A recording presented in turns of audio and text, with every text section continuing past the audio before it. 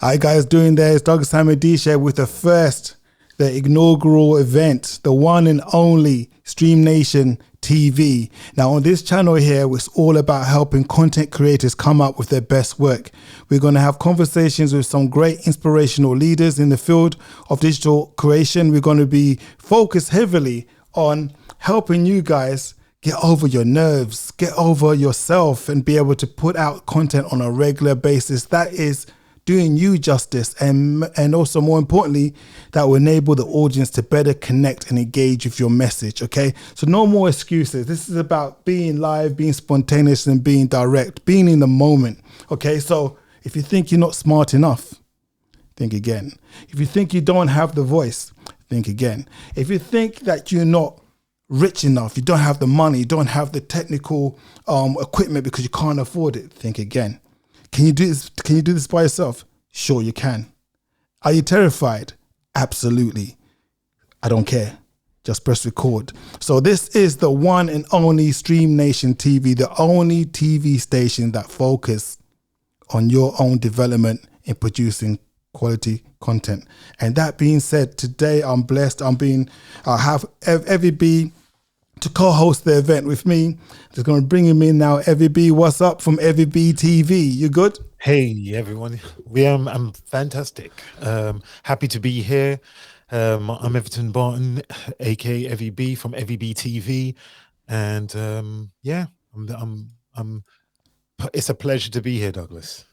Fantastic. And do you know what? To share on this occasion, I thought we were going to have a conversation that's going to be centered around some of the things that I've been hearing over the last couple of years when it comes to creating content. And just so happens that last week on the Mic Drop Club, we did share a few gems and tactics, techniques, hacks, shall we say life hacks, or should we call them streaming hacks, content creation hacks, to help you get over your nerves and put out that content, which was very well received. And just as I was saying those things, I was actually going through the therapeutic process myself. So I found that very, very liberating. So today I want to build on that. Just say that you have overcome your nerves.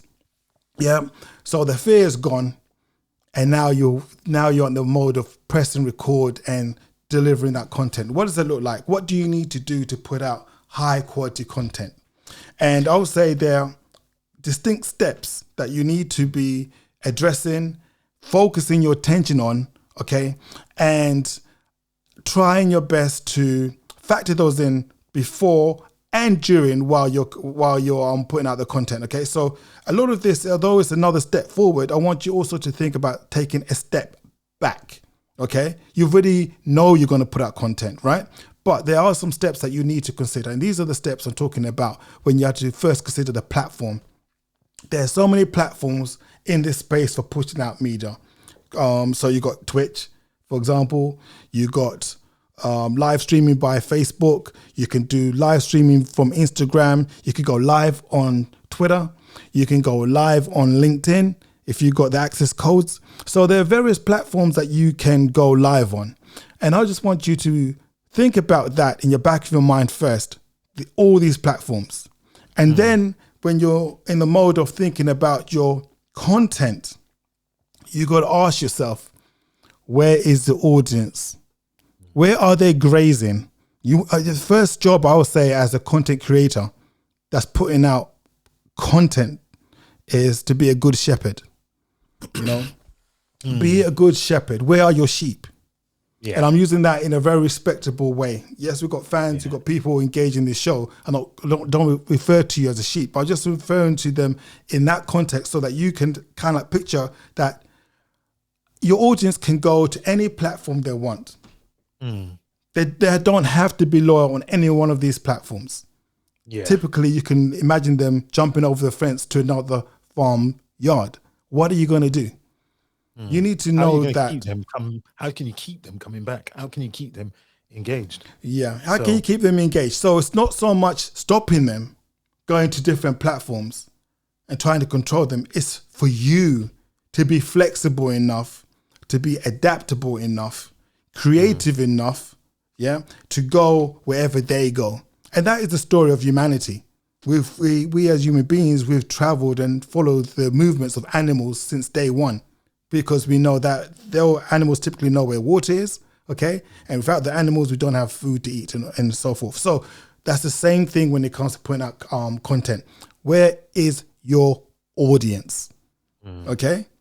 And ask yourself, how do they like to consume your content? How do they like to consume the content? Do they like it in bite-sized chunks? And I don't know about you, Ev. Have you noticed the change in and the attention span of audiences over the last 10 years? I would even say even 20 years. I would say for me growing up in the 80s, yeah? Go on, Ev. You going. Yeah, it's changed. Of course it's changed. We can see how the audience attention span has changed because of how movies have changed. Movies have action. They've even got a metric for how often an action scene happens or how much the camera may switch. One of the things that was brought to our attention when we were using this platform called Ecamm, and one of the things that they talked about in the whole engagement of the video is switching your camera ever so often. Sometimes we set this up so it's like an automatic timer. So that way the audience, because of this quick interchange, it keeps the audience engaged. And that's just one key element to making sure that your videos feel more dynamic instead of this one static image, like you just sitting here and just watching me and I'm like talking to you like a robot. So here I am going to tell you what I'm going to tell you, and you're just going to listen. No, we're looking at different forms of engagement to keep the audience entertained. Sometimes we switch to completely new scenes that have relevance, that drive that kind of dynamic way of delivering content, so it keeps you as the audience engaged with what we're talking about.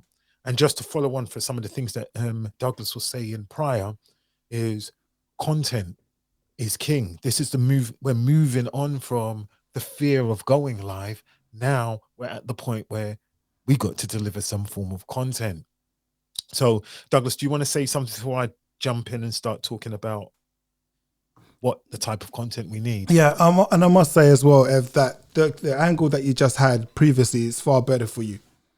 The angle you're at now, you're too up in the screen. I'm too close. You're too close. You look like you're in a firing squad. I think that is far better. You got more depth to yourself there. No, but I totally agree. Over the last few years, you've seen how the audience their attention spans is no longer than goldfish. Typically, we are bored very easily. The eyes are designed to spot difference. So hence, as Everby said, you have to switch angles up, do all these kind of stuff. So even overlays, at the moment you're looking at a static overlay. These are draft overlays for the show. However, they will be starting to be dynamic. They're going to be moving around bits and pieces, only to keep your iris moving. So it keeps you engaged, keeps you awake, okay? Not to overpower the show. I've seen some streaming platforms shows where it's overpowering, but this is not what this is about. So bear that in mind, that the attention span of your audience is changing over the years. We've got, I think, also due to the fact of commercials, which became mini movies. So you can say, I can watch a commercial for 45 seconds and get typically all the action that you typically find in an hour, 10-minute movie. So we're already geared to that. And if you actually look now on platforms, we went from Twitter 140 characters, maybe 240 characters now. Instagram's got a constricted amount of length of content that you can put out. Upload is different if you go live, of course. And now we've got TikTok. Yeah, you've got like 1 minute or 1.5 minutes worth of content, and that's blowing up. You've got Clubhouse that's just strictly audio. So you have to pay close attention to what your audience wants to consume. And if you don't know those platforms, you want to put out content, it is incumbent on you to go on those platforms. There's no point in bitching, whining that, my audience have gone to another platform. I've got to figure out how can I bring them back. It's not about that. You need to go to wherever they are and add value in their space, because if you can't, it makes you one-dimensional. FVB was doing the robot dance a second there. It's Peter Crouch thing. You know what I mean? But then you need to be comfortable enough to go where that platform is. Okay, so bear that in mind. Mhm. When you putting out content, and I'm going to go back another step, and I should have said it in the last video that we did, but there was something about worrying about the quality of your content before you produce it. There's the equation that we always look at. Some people say when you're putting out content, do I put out lots of content on a regular basis, right? Irrespective of the quality of my content, or do I go with my master Da Vinci quality content and come out once a month, once a week? Douglas, What is better? What's your opinion, let MEB? me just jump in. Let me Go ahead. jump in with that one. Me and Douglas have had this debate. So I'm going to, we're bearing all. This is the show where we kind of bear some of our secrets. We have this debate. I can sometimes be too much of a perfectionist, and Douglas is very much someone who's like, do you know what? Content, we got this 80-20 rule. He'll explain it. And he will just get that content out. That's what it's there for. It's not there to be hoarded. It's not there to be stored. It's there to get it out. And that also works as a metaphor in real life. How many times have you been in class? Now, I'm a student. I'm doing my master's at the moment in public health. But how many times have I seen people in class who have an idea or could say something, but they want all the stars to align before they put their hand up and actually say what it is that they're thinking? And when that moment doesn't come, and then someone else has said it, it's past. Yeah. So this is the same way when you're trying to deliver content. You can't sit and wait for all the stars to align. When there is something to be said, this is one of the things about being on trend. When there is something to be said, say it. Get yourself. I love that gloss. But you know, some of you guys want one of those, yeah. I had to bring that from the Mic Drop Club, special right? effects. Yeah, Yeah, we have to bring that from the Mic Drop Club. Say that again, just one more time. Yeah. So, like I said, you cannot wait for the stars to align. The idea is when something has to be said, say it. Take that opportunity, or otherwise you miss something that may have been on trend, that you were on trend. You may have been like there before it became a trend, so you could have been the trendsetter. But if you are waiting for everything to align, you will always miss the boat. In England, everyone always says that the buses are always late, but when one bus comes, a lot of them turn up at the same time. But there's also, if you still think like that mindset, yeah, but you know, if I'm there, then it will turn up. More than likely, when you get to the bus stop, all of those buses have gone. And you don't get the opportunity to actually be on trend. So that's one of the things that I wanted to just make sure we point out as we continue this conversation. No, great point. And I'll just build with you on that one. People end up having this analysis paralysis, not putting out content because they have, I would say, they're living their imaginations way too much. Yeah. And the more creative you are in your imagination, you have a difficulty in dealing with the reality, the observable reality, the objective reality, because you're so happy and content in your head reality, which is completely different. Nobody cares what you've experienced in your head. Do you know what I mean? Nobody. You don't even own the rights to your own thoughts. You don't, because you can't say, I thought of it first, but did nothing with it. Who cares? You can't even bring that in a court of law. I thought about it. Think about it. If a thought has come into your head, you picked up on frequencies, right? You've been inspired by something. Someone else has been inspired by the same things. The difference between them and you is they actioned it. They've actioned it. So it's incumbent on you. So if you don't action your own thoughts, it makes you irresponsible. It makes you an irresponsible person. You have no responsibilities. That's why you're not in a position of power to have this platform today. What I'm doing now with Stream Nation TV, EVB TV, Mic Drop Club, 140 Rule, all these things is because we're responsible. We're saying to ourselves, we've got this idea, but it's no good in the vessel of our own imagination. We need to share it. There's somebody out there that needs to hear the wisdom.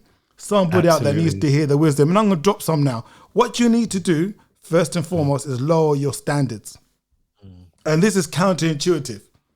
I know. It's almost like the opposite message. Yeah, exactly. And as I'm saying it, Evie B's chair is doing this. I can see his chair doing, let me see if I can do it. It's like, his chair is like vibrating. It's like, it's doing this. Thinking, you know what I mean? He's just chopped off his own legs. You know what I mean? Because for people who are technical, that's the worst thing. You don't want to hear somebody say, lower your standards. Absolutely. But because your standards are so high, yeah, you're introducing barriers. You can't even start. The fear of failure is super high. The probability of failure is even higher. And what happens when you fail? You go down harder because you're coming up from a different height. You in your head, you thought that you were about to achieve that great thing, but you didn't. So you come down faster and harder, and to pick yourself back up is hard. That's why people typically produce content once a year, once every 2 years. No consistency. Lower your standards. Right now, we could have thrown lots of animations. I could have said, I'm not going live with Stream Nation TV until all my assets are in place. I could have. I would have the right to. Absolutely. But then, but what would happen is if you guys who are watching this tuned in and then saw somebody else go live with the same thing, what then would you say? You know what I mean? So it's important that, like I said, to put out the content in real time as soon as you get the opportunity to do so. So as I'm saying that, do you know what? It's funny that whilst you were bringing these points together about you don't own it, it's in your head, but you don't own it. You can't go to court and say that's my idea, and you highlighted that point of it's irresponsible to have good ideas and not deliver. And the only way I can, the analogy I can put that together into is, imagine you're running a business. Yeah. You're the person that runs a business. You got staff. You're running a business, but you got a great idea, but you don't action it. Yeah. That's irresponsible to your company. And the reason why I'm using that type of language is because I want to point out something, that the first company you ever own is your own company. Do you follow my drift? Not a physical company, but your own company. Yeah. So if you are not responsible to yourself, you are going to fail at delivering anything else that's going to affect someone else. That's going to affect everything else. So you've got to make sure that from your own perspective, if you've got something and it's meaningful, deliver it. Don't wait for the applause. Yeah, this is why I said it. Try to do the whole applause. Here you go again. You might have thought that you didn't deserve it, but of course you did. It's important that, as I said, you're responsible, you know, and responsibility comes down to two words: respond and ability. Yeah. Absolutely. Yeah, you can respond based upon your ability. So if you've got the ability to go live, go live. If you don't have the ability to go live, you don't have the ability to go live. So you don't have the responsibility, someone else's responsibility. You had the idea. So you must help somebody who can respond with the ability to respond. Do you understand? There you go. This is why people in music, say for example, are producers. They're not singers. I know now people got auto-tune and all that kind of stuff. I'm thinking about the purest sense of the word. Yeah. Deep down, they might be wishing they could be behind the booth and laying the vocals, but they can. Some of them accept they don't have the ability, but they're going to respond with the ability that they have to master the music, make sure the sounds good, and help somebody else. This is what it's about. It's a team effort. Stream Nation TV is all about helping you produce that great content, helping you go live. No more excuses, right? Just press record. So again, as we bring it home now, the types of content now, when you create that content, you got to ask yourself another question. What behavior do you want to provoke in your listener? Yeah, in your audience. What behavior do you want to respond? If you are a soul singer and you're producing a lover's rock, a lover's track, you want people to slow things right down and reflect on past relationships. That's what you want. You don't expecting somebody to do the Running Man spin on the head to your lover's tune. It'd be incongruent. You know what I mean? So when you're putting out the content, for whatever platform, for whatever audience you want, make sure it matches their expectations. If you means you need to put energy behind your voice, think about how you sit, project your voice. If it means you've got to be more serious, that's why news readers, no matter what they're reading, have a certain posture. They have to have a certain posture, and their emotions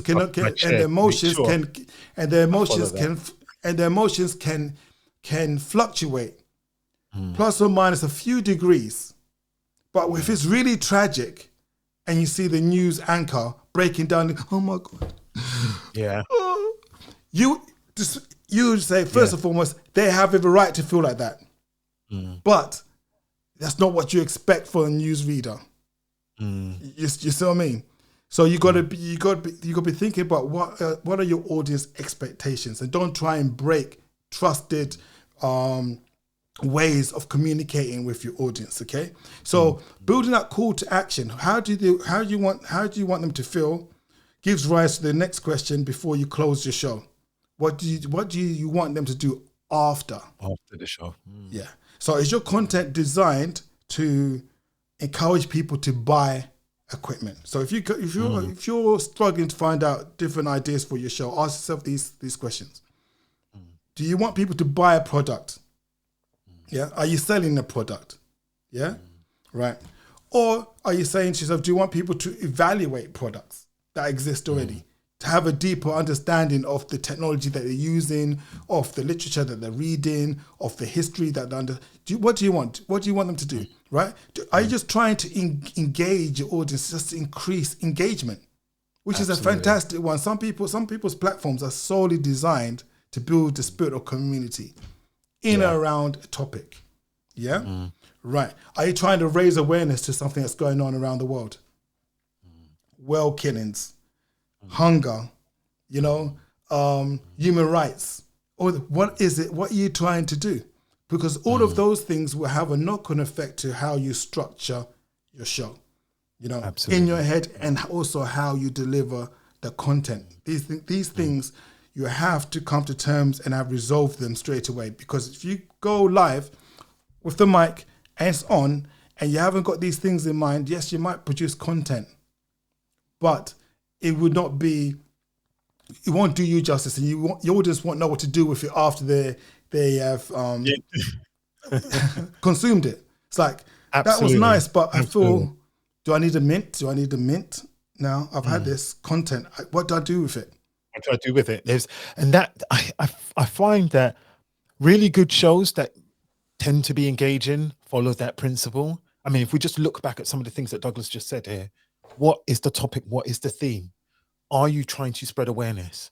Is your show about just engagement? So you're building that community for engagement. Are you buying or selling something?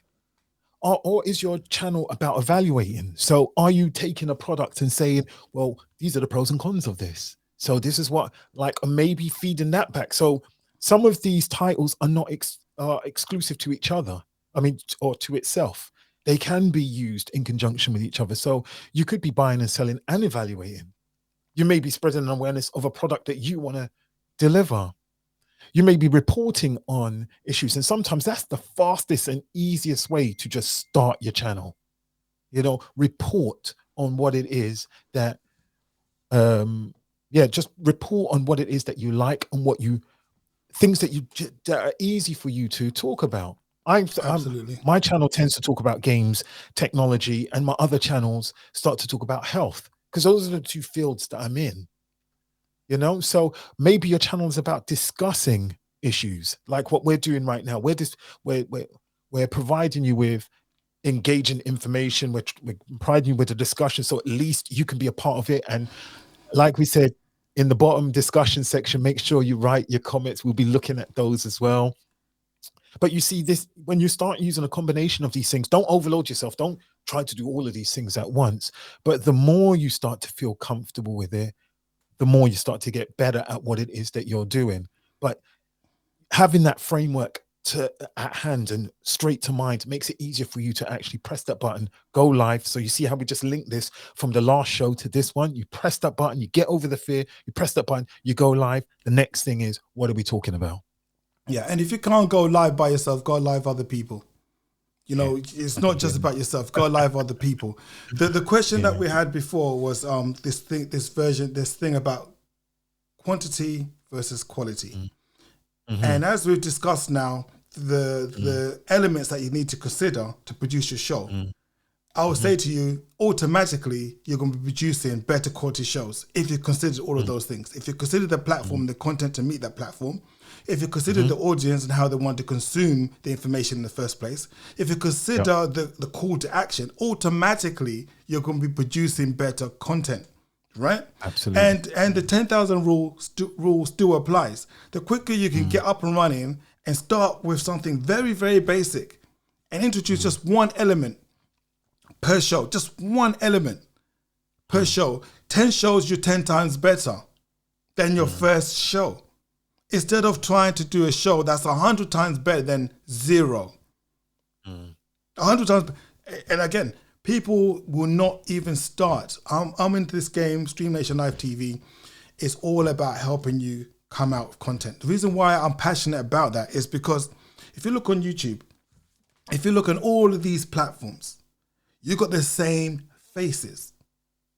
You got the same types of shows. You see, we need new content creators. Diversity. You know, look how excited you are when you find a new author and you read a book. That's how it should be when you discover somebody new on YouTube. So there are people out there with tons of ideas that can take the conversation forward in any field of their expertise. And everybody's point about you know, the type of content, the reason why you put out content, whether it's for raise awareness, sell things, they're all interchangeable. You could do one that does all of those things. It doesn't really matter. The fact of the matter is you're crafting your show with a purpose. If you have a purpose, you can also evaluate. The good thing about coming out in all aspects of your life, the good thing about coming out is you can then evaluate. You can evaluate. If you don't come out and you don't have any consistency when your channel produces and releases its shows, you cannot then look back at your analytics and say you're improving, you've got no way of assessing. But at least if you produce content every Friday, for example, at 2:00 over a 6-month period, you can then look and reflect. And I don't want people to come out shows and be caught in the numbers game, because that's deceptive. If you focus on organic content, organic growth, that's natural growth. So if that means 1 year, 2 years, 3 years, you got to be in it for the long haul. Don't get caught up in analytics, like how many views have you had of your video. That's not important. That's not even important. That is a deflection. That's not evidenced by how good you are in producing your content. Remember, when you're doing all this stuff, you're introducing now interchangeable skills that will help you in your professional life. Absolutely. So you might have just had one view, but now mastered audio processing, video processing, graphics, delivery, and then in your job, you deliver the best presentation, and hey ho, you get promoted. Who gives a monkeys that you didn't have 10,000, 500,000 views? That's irrelevant. That's for kids. What you want to be is oversubscribed in whatever you are doing. That's why you're producing content. If your area of speciality of expertise is, say, okay, give me something complicated, bioengineering. Yeah, bioengineering in fish. Yeah, yeah. There's probably one person or two people on the planet that does it. You just said. Yeah, exactly. Yeah. So, but if you get those two people, yeah, you're oversubscribed. You're maxed out. You're maxed out. You're oversubscribed. You see what I mean? Let me jump in. Let me jump in here. Let me just quickly jump in, and don't switch it just to me, because this involves you as well. When we first started this game, and I call it practically call everything a game. But when we started doing this YouTube, social media, video streaming, video content creation game, we only wanted, how many we was looking at getting 25 views when I first produced my first piece of content, and we got 50 views on the same day, and so I doubled what we had projected, and then the following day it went to 400, and then following day after that it was 1,000, and the following day after that, anyway, it went up to about 32,000 people watched the video. That constantly forced me to keep making content. And yeah, so I'm just having a bit of technical difficulty there. So yeah, so what basically happened from there is that I then had to figure out how I was going to, like, who my audience was and how far I wanted to go with this, with the growth of my channel. But Douglas, on the other hand, when he started a little bit after me, but what he wanted to do was build content for people, for a specific audience. And he kept on saying to me, I kept saying, D, you need to do all of these things and you would get this large growth. And Douglas said, no, because I might be oversubscribed.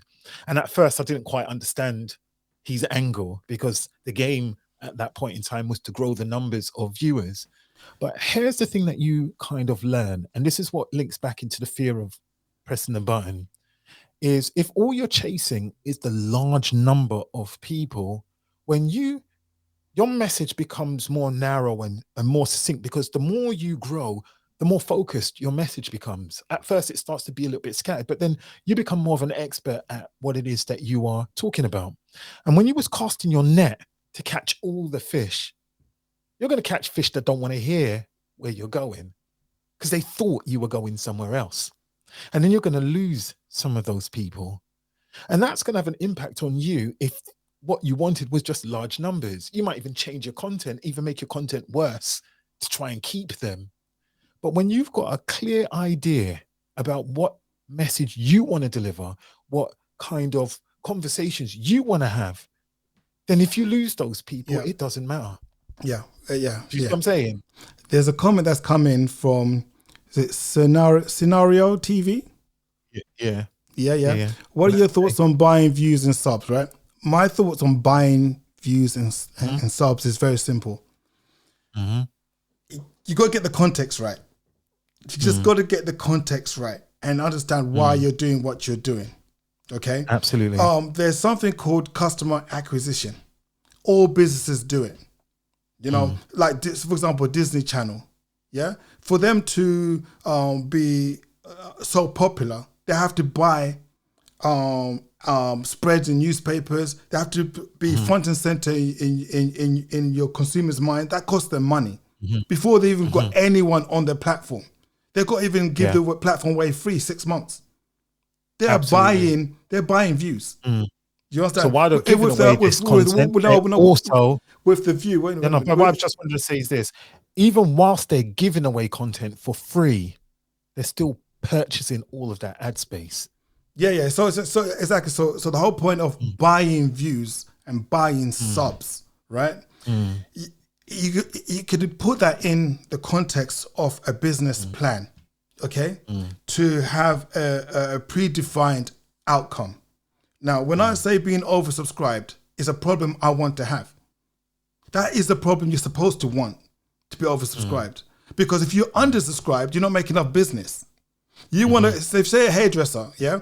And you can only cut 8 people's hair a day, but you only got 4 people that rock up for haircuts. You're undersubscribed. You won't make enough money that day. You got potentially 4 extra people you could do haircuts and stylings for. Right. So to be oversubscribed, you're saying, oh my God, I got 10 people to do their haircuts, right?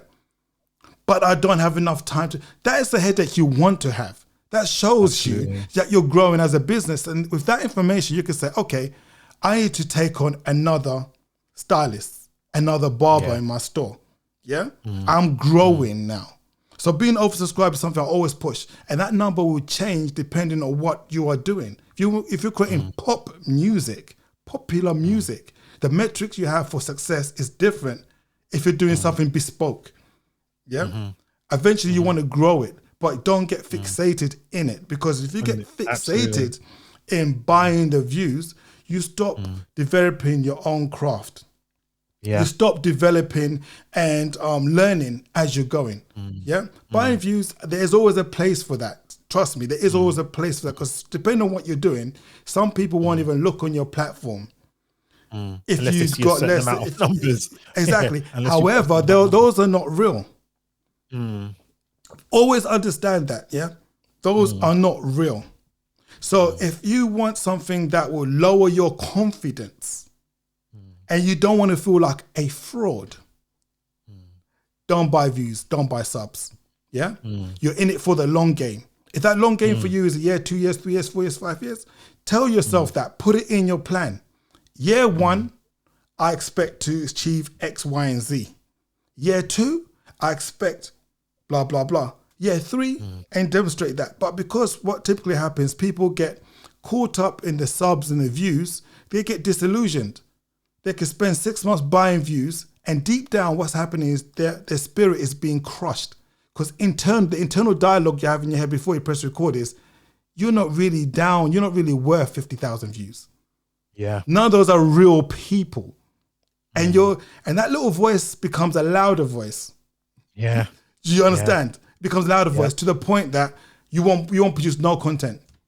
Absolutely. 50,000, if you've got 50,000 real people, real names of people that are engaging in your actual or in your show, that's phenomenal. If you've got 5 million, but 499,000 of them are not even real, or 999,000 of them are not even real, 1,000 are real, what's that doing for you? Yeah. It's doing nothing for you. You're a fraud. It looks good on paper, but it's not pay. real. It doesn't pay. Be in it for the long run and enjoy the process. That's all I would say. Have targets and actually smash them. They see what it says now. How do you know when it's the right place for it? Okay. Now, before you record any content, remember the last show, we addressed your why. You got to have a compelling why. Why are you doing it in the first place, right? What is your audience expectations of you? Okay? What is the audience expectations of you? Are you supposed to dress a certain way? Are you supposed to be talking about certain subjects? All of these things. That's how you know where is the right place for you. Because if all they say, you do your own research and say the top 3 people in your industry that are producing content that you want to emulate or you want to be in the same discussion as, or all of them are on like 10 million, 15 million, 20 million, whatever it is, views. Yeah. These are the only 3 people that you've researched. Yeah. And you're coming with 0. You're coming with 0. Just ask yourself realistically, how can you get to 20 million? And if so, what's your time frame to get to 20 million? The good thing about YouTube is this. You've seen shows that have had 0 views, 1 or 2 views, but over time had millions of views because things come into fashion, things come as trends. Things before that nobody was researching. Now everybody is researching. You know, and remember, if you're honest and you're true to your craft, you're going to do it irrespective of the views. Everybody will tell you this. If we didn't press record, right now, if we didn't press record, this whole conversation, everybody would have had already. Yeah. Am I lying? Yeah. No. Listen, we talk about about these things all the time. Like we talk about so many different things that it just doesn't make sense us not going live and discussing it with everyone else. We have tons of conversations, and I am sure that a lot of the viewers here specific things that they have conversations with their friends. So why not have that conversation? Maybe that's your hook.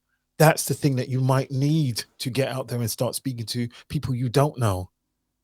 You know, and I remember about 3 years ago, while I was studying, I had this minor issue. I'm not going to discuss what the issue is, but Douglas once said to me, "What's the worst that can happen? So what if they don't like it?" That is it. That's part of getting over that fear. Yeah. And we're going to close, and that's a very good point. You need to hear that feedback anyway, for you to understand what it is that they will like. Absolutely. And again, be true to yourself. Like we were just saying there, me and every we have this conversation anyway. We're just sharing a conversation, one of many conversations that we've had over the years.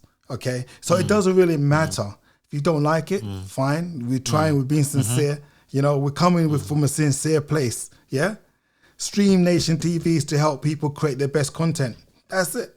If you've taken one nugget from this conversation and you apply it to your own platform and you feel better about it, our job is done. It is done. It's done. And we're going to leave you. My closing comments is going to be this. As we said, fear is false. What? False evidence appearing real. Yeah. Appearing real. Yeah. Yeah. That's fear, isn't it? Yeah. That's what something fear false. is. Yeah. Exactly. It's not real. Yeah. But you've overcome your fear, and this is what I want all of you to recognize here. Last nugget of wisdom I'm going to leave in, and then I'm going to leave it off to every B to bring home the baton. Every B is the last leg is going to bring home the baton, right? He's in the 100-meter sprint. So I'm going to leave you like this. There are 4 things you need to overcome in life. 4 things, and this will help in your content creation. The first one is get over fear. If you get over the fear, you're already in the top 10 bracket. Because 90% people will yield, will back down to their fear. Yeah? You just get over your fear, you're already in the top 10%. That cuts out 90% of the rubbish people that are living in the head. They're not even in your space. They're not even worth talking about. They don't exist. Absolutely. Yeah, they're having conversations with themselves as we are speaking now. There are people listening to this say, yeah, I'm going to do it. And tomorrow they're going to do nothing. Or I'm going to do better than that. Oh, I'm going to do better than that. And they don't do nothing. They're not going to do nothing, right? So doing that is first one. So what happens when you get over your fear in top 10%? What happens now? You get what's called C. There's clarity. You get clarity because there's no noise no more. You're not surrounded by people that haven't done nothing. Yeah, you have clarity. I don't share conversations with people that don't do anything. It's a waste of my time and my energy, right? So when you've done that, you're now seeing things clearly. You have what's called clarity. You can really see the competition for what the competition is. You can really see the platform for what the platform really is. You can really see the way you're crafting, the way the voice is sounding, the way you're delivering stuff. You're at one with you're one with yourself. You're comfortable. You're in the zone. Your clarity is something that very few people ever have. But you have it. You then get the most powerful thing ever, which is power. Look at all the top content creators. Look at all the top artists, the top athletes, the top musicians. They're powerful. Yeah? They've overcome their fear. That's why they've got something that you can watch and observe. They've got clarity enough to know that they're not terrified of nothing. They know nobody out there can dominate them more than they can dominate themselves. And they have, by default, power. Power. That's when power comes. Now, the last thing that you will be faced when you got all these 3 elements is a demon that will possess you that has never been conquered in all of man's history. And that's death. That's the only thing that's left. Yeah? Overcome fear, get clarity, you get power. The only thing left for you is death, because with power comes money, power comes with all the trappings of what you could ever perceive as success. What you do with it is your own business, because power can corrupt you. Nothing corrupts more than power. Power corrupts absolutely. You know what I'm saying? Everyone knows that saying. But what's left for you is death. And death could be your brand. That's why I see brands go up, go down. It could be your music. You see music come up, go out. You see what I mean? So knowing that, it should enable you to remain humble and hungry. And just because one platform dies, it's time for you to then open up another platform. Be born again into something else. Yeah. You understand what I'm saying? So that's what I want to leave you with. Hope you guys be safe out there. Time to bring home the baton. Final 100 meters, 4x400 meters. Every B, final leg. I'll pass the baton to every B. We're like third from last. We're third from last, 100-meter sprint. Bring it home. Okay. So one of the things I just wanted to make sure we had in closing, today's topic, which was content is king. All the things, the emotions that lead to presenting that content is king. The best way I can say this to you now is if we look at all the things that's been said, this is a mountain. It's not just a flat ground. This is a mountain. We've gone past pressing the button. So we've got past the fear. The fear is starting. So you're starting to climb the mountain. What did we look at? What are you going to talk about? The awareness, the engagement, the buying or selling, the evaluating, the reporting, the discussing. These are all the things that you can neck and neck, last 50 yards, neck and neck, last 50 yards, bring it on, bring on the baton. Yeah. So these are all the things that allow you to just get started. Even with the smallest idea, the smallest spark from an idea can light the largest room. So you've got that, you've got your topic. Yeah. And again, this aligns with everything else in life. So we're not just telling you just before the YouTube. This is in life as well when you're going to engage with people you don't know. Okay, guys, everybody ready? Atomic mic drop. You brought home the baton. It was a close finish, but we finished it first. Just press record, guys. Be safe. We're Press out. that button. Absolutely. That's it.